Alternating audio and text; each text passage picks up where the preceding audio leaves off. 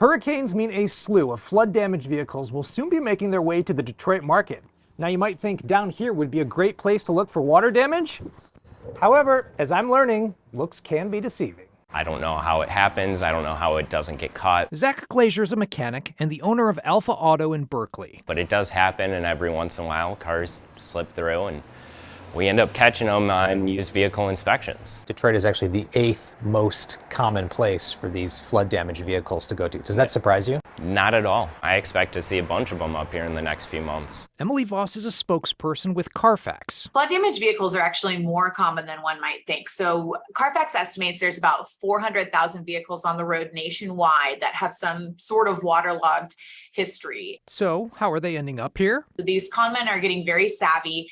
They are moving these vehicles to places where buyers are maybe a little more unsuspecting. They're not thinking about flood damaged cars. Places like Michigan. When we look at Detroit and the Detroit metropolitan area specifically, we estimate about currently 7,700 flood damaged vehicles on the road. Teresa Murray's a consumer watchdog with the U.S. Public Interest Research Group. There are unfortunately unethical people that will go to great lengths to clean up a car.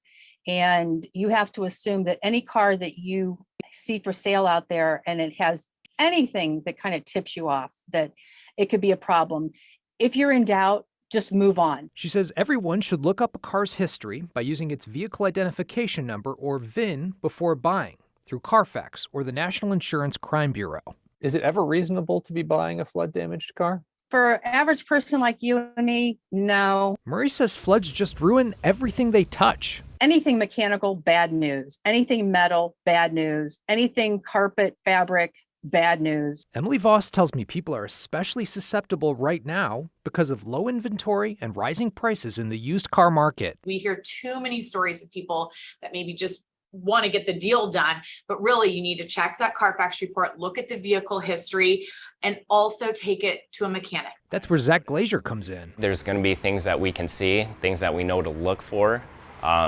telltale signs of a flooded vehicle. I asked him to show me what he looks for.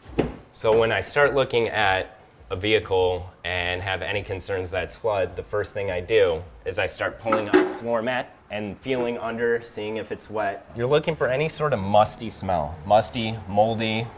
If you open a door and you instantly want to cough, walk away. If you go into the spare tire well and you lift up in here, if this has been flooded, you'll see water in there. I would assume also that the engine would be a good indicator. Not necessarily either. It's also an easily detailed area of the car. Surely, though, the underside of the car would give it away, right? So flood versus Michigan road salt, you're not going to see a big difference. Plus, a lot of the ocean salt, you can get washed away by any car wash. So the underside is not going to be a real good indicator. In Berkeley, Mike Duffy, 7 Action News.